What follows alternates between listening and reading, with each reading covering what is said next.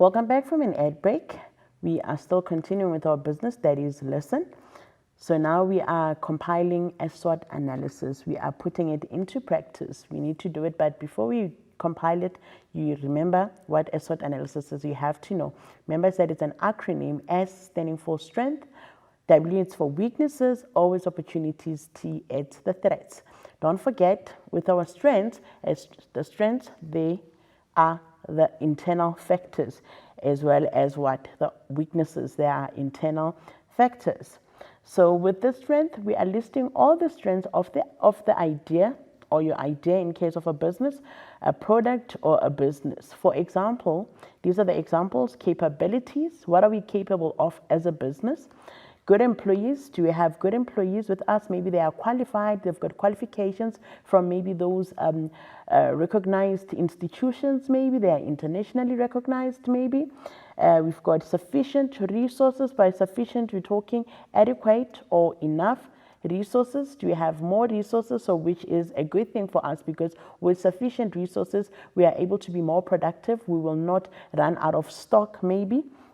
And then the quality products or service is also a part of a strength. Maybe you are the business that sells quality stuff, quality products, or we are rendering quality service, and most of our clients, they enjoy or they appreciate how we treat them in the workplace. Maybe our place is clean, our customers are very welcoming. I mean, not customers, but our employees are very welcoming. So when you visit our store, and then you are being welcomed maybe by this lovely atmosphere that we have, so that is our strength. It's something that we are good at and that nobody can beat, basically. So remember, this is what is internal in our business, right?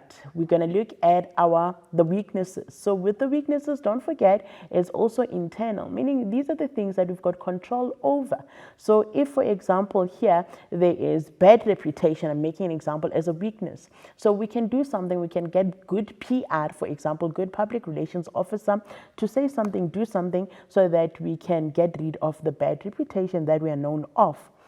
So with weaknesses, you list all the areas where the business idea or product falls short. Don't forget, these are the weaknesses, things that we are struggling with. So for example, bad reputation, maybe something has happened and it has caused maybe bad reputation. Lack of finances or resources, so we are unable to expand because we are lacking finances or resources. But definitely there's something that we can do about it if we are lacking finances. If maybe we don't have our own finances, maybe we can borrow money from the bank or something like that. Lack of leadership. So maybe the leaders that we have are not good, but as I said, it's a weakness and it's internal. So if it's internal, we can do something about it. How do we help this? How to remedy the situation of the leadership? We can take them to what? To maybe they can go for training, maybe, and develop the skills. Maybe, I don't know. Then we've got lack of capabilities. So these are what? The weaknesses. Don't forget, these are the areas where the business idea or product falls short. It's not a good thing, but something can be done about it. We've got control over this because it is internal, it is within the business. We move on to external factors, which is your opportunities. So with opportunities, we are listing all opportunities that could assist the business idea, or improve the product. I repeat. List all the opportunities that could assist the business idea or improve the product. For example, let's go back to our strength. Since we've got good employees, we've got enough resources, what are the opportunities that could arise based on the strengths that we have? Right. Number one, we could have a partnership with other businesses. So this helps with what? With business growth, basically, or we can expand as well. Do you understand? These are the opportunities. I repeat, it says list all the opportunities that could assist the business idea or improve the product. So we could grow by partnering with other businesses, fashion trends.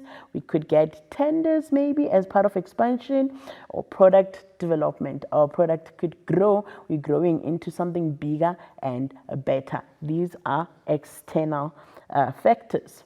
Then the last part of a SWOT analysis, which is T, the letter T, which is our threats. So here we are listing everything that threatens the success of the business idea or product. What threatens the success of our business product? Say, for example, yes, we've got good resources, we've got capabilities, we've got sufficient finances and all that, but what could happen that would threaten the success of our business or from us growing as a business externally, not internally, externally? Right, we've got these factors here. We've got economical factors. So with economical factors, what we're looking at here, these are external factors. We've got no control over them. So what could happen here? There could be high inflation rate. So all of a sudden now we have maybe an announcement maybe from the government or from the ministers to saying this is what we are facing as a country. Maybe the inflation rate is moving from whatever percentage, maybe from 6.5% to a 7, to an 8, to a 10. So an inflation rate hike maybe. So it is an economical factor because it will definitely affect or threaten the success of a business.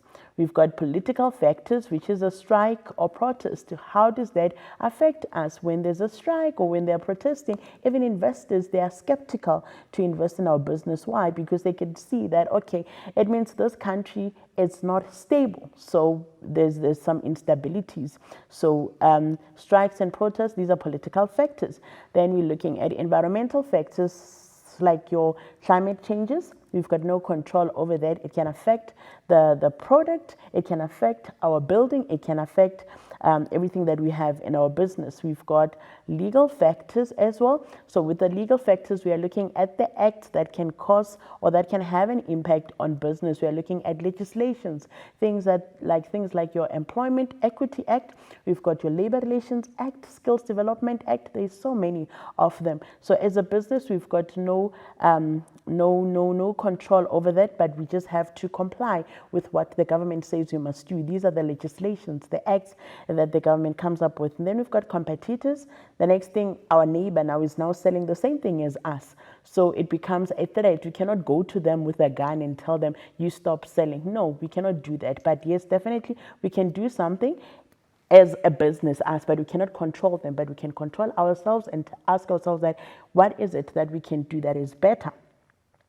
All right, we'll move on to the last topic. We've compiled a SWOT analysis and I hope it makes sense.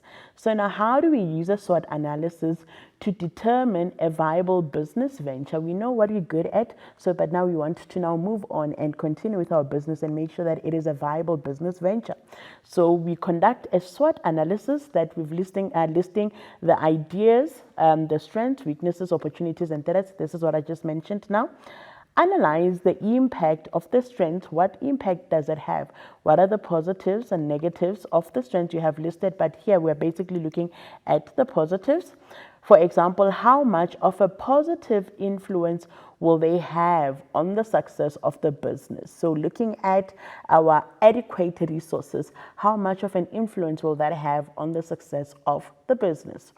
We're moving on to the third one. Analyze the impact of the weakness that you have listed in the same manner as the one above. We'll also analyze the opportunities as well that we've listed in the same manner.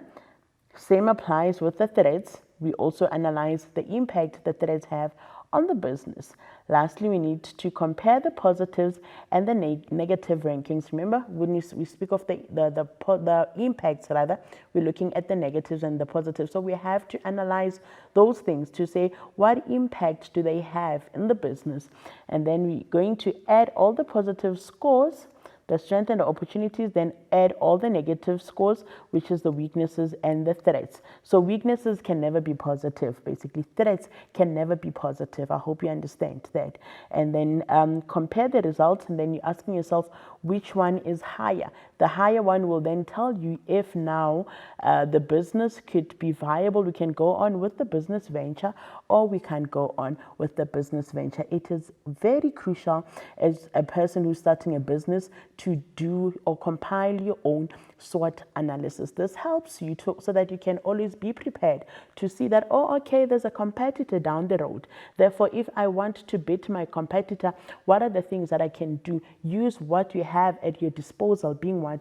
Your strengths, to say, I am good at this. I've got good people who are working for me who have maybe those qualifications that I spoke about. So hence I say to you, use what you have at your disposal. We have come to the end of the lesson. I had a very lovely time discussing this topic with you. So I'll see you next time. Goodbye.